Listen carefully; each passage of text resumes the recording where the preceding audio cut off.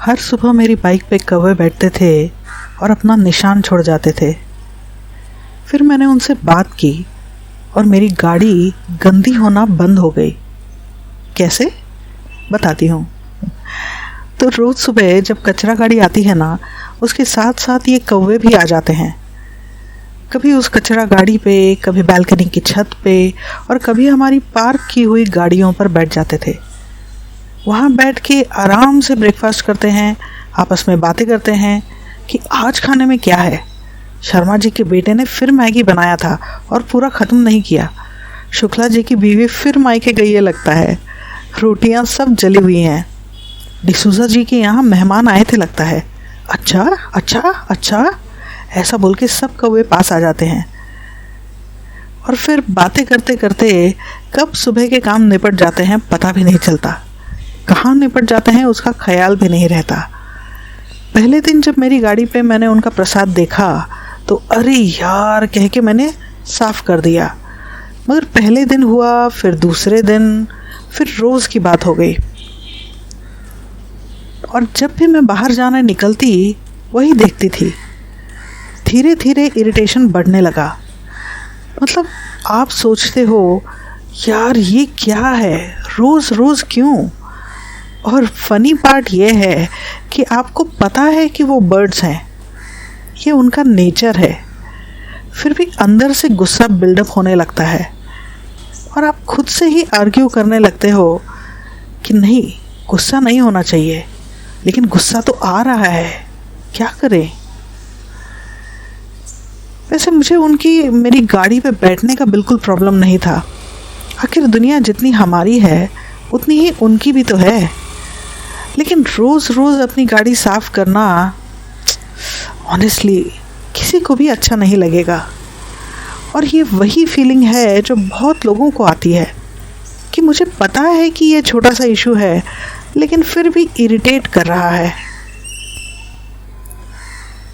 तो एक दिन मैं अपनी गाड़ी के पास से गुजर रही थी और एक कौवा गाड़ी पे ही बैठा था। मेरा ध्यान नहीं था तो उसे लगा कि मैं उसे बिना देखे निकल जाऊंगी, लेकिन मैंने देखा और मैं रुक गई। उसकी आंखों में आंखें डाल के, उसकी चोंच से तोंद मिला के मैंने बोलना शुरू किया। मैंने उसे भगाया नहीं, पत्थर नहीं मारा, मैं बस खड़ी हुई और मैंने उससे सीधी बात की। मैंने कहा, तुम यहाँ बैठे हो, मुझे कोई प्रॉब्लम नहीं है, लेकिन प्लीज़ मेरी बाइक को गंदी करना बंद कर दो। सोचो अगर कोई तुम्हारे घर आके रोज़ ऐसा करे तो तुम्हें कैसे लगेगा। वो कौवा उड़ा नहीं, मुझे देखता रहा जैसे मुझे सुन रहा हो।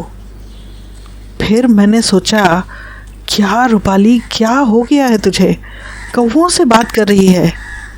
मैंने इधर उधर देखा कि कोई देख तो नहीं रहा, नहीं तो सोसाइटी में मेरा मजाक बन जाएगा।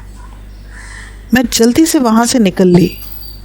शायद वो कौवा भी मुझे पागल ही समझ रहा होगा।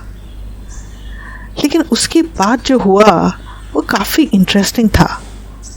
अगले दिन जब मैं पार्किंग में आई तो थोड़ा हेजिटेशन था कि आज फिर गाड़ी साफ़ करनी पड़ेगी, लेकिन गाड़ी स्पॉटलेस। मैंने सोचा कोइंसिडेंस होगा। फिर अगला दिन, फिर उसका अगला दिन, और धीरे धीरे मुझे समझ आया कि कुछ चेंज हुआ है, कुछ तो ज़रूर चेंज हुआ है। शायद मेरा उनसे बात करना काम कर गया है। लेकिन शुक शुक करके भगाना भी तो बात करना ही है, तो वो काम क्यों नहीं करता। मैंने ऐसी क्या बात कर ली कि वो काम कर गया। फिर मुझे ध्यान आया कि मैंने उन्हें भगाने की कोशिश नहीं की थी, मैंने उनसे बात की जैसे वो भी एक समझदार इंसान हो। मैं उन्हें सिर्फ मना नहीं कर रही थी, मैं उन्हें समझा रही थी। मतलब सिर्फ मत करो नहीं, बल्कि क्यों मत करो। और शायद यही डिफरेंस था, क्योंकि नॉर्मली हम क्या करते हैं, हम बस बोल देते हैं कि ये मत करो, वो मत करो, लेकिन सामने वाले को वो बिना रीज़न के रिस्ट्रिक्शन की तरह लगने लगता है। उन्हें लगता है ये कौन है मुझ पे रिस्ट्रिक्शंस डालने वाला या वाली। मैं नहीं मानता। मैंने वो रेजिस्टेंस ख़त्म कर दिया था। सिर्फ ऐसे बात करके जैसे वो भी मेरे जितने ही समझदार हों। उन्हें इक्वल रिस्पेक्ट दे के बात की थी मैंने। तो अब वो आज भी आते हैं, मेरी बाइक पे बैठते हैं, इधर उधर देखते हुए बातें करते हैं जैसे वो हमेशा करते थे, लेकिन गाड़ी गंदी नहीं करते। अरे इतनी जल्दी और इतने आसानी से तो इंसान भी बात नहीं मानते। अब मैं ये नहीं कह रही हूँ कि मैं एनिमल्स को कंट्रोल करती हूँ, मैं नहीं करती। मुझे तो खुद बहुत सारे एनिमल्स से डर लगता है और ऑनेस्टली मैं उन्हें टच भी नहीं करती ज़्यादा। लेकिन एक चीज़ मैंने नोटिस की है कि मैं उनके साथ नेगोशिएट अच्छा कर लेती हूँ। देखिए, बहुत बार हम चाहते हैं कि लोग हमारी सुने, हमारे पेट्स हमारा सुने, बीवी हमारी सुने लेकिन वो हो नहीं पाता। इसलिए नहीं कि वो नकचढ़े हैं, बल्कि इसलिए कि हम क्लियरली बोल नहीं पाते हैं। हम उन्हें हिंट देते हैं या एक्सपेक्ट करते हैं कि सामने वाला खुद ही समझ जाए कि हमें क्या चाहिए। ये घर में होता है, ऑफिस में होता है, अपने बच्चों के साथ होता है, अपने रिलेशनशिप्स में होता है। और जब सामने वाला वैसा बिहेव नहीं करता जैसा कि हम चाहते हैं, तो हमें उस पर गुस्सा आ जाता है। लेकिन प्रॉब्लम तो ये थी कि हमने अपने एक्सपेक्टेशंस क्लियरली कम्युनिकेट ही नहीं किए थे। काफ़ी बार हम बोल कुछ और रहे होते हैं और फील कुछ और कर रहे होते हैं। ये मिक्स्ड सिग्नल भी सिचुएशन को और मेसी बना देता है, सामने वाले को और कंफ्यूज कर देता है, फिर चाहे वो इंसान हो या कोई और। तो अगर आप भी ऐसी किसी सिचुएशन में हो जहां आपको इरिटेशन हो रही है या कॉन्फ्लिक्ट हो रहा है, तो एक बार ये ट्राई करके देखो। तुरंत रिएक्ट मत करो, गुस्से में तो बिल्कुल नहीं। पहले थोड़ा रुक जाओ, फिर अपने आप से पूछो, मुझे एक्चुअली चाहिए क्या।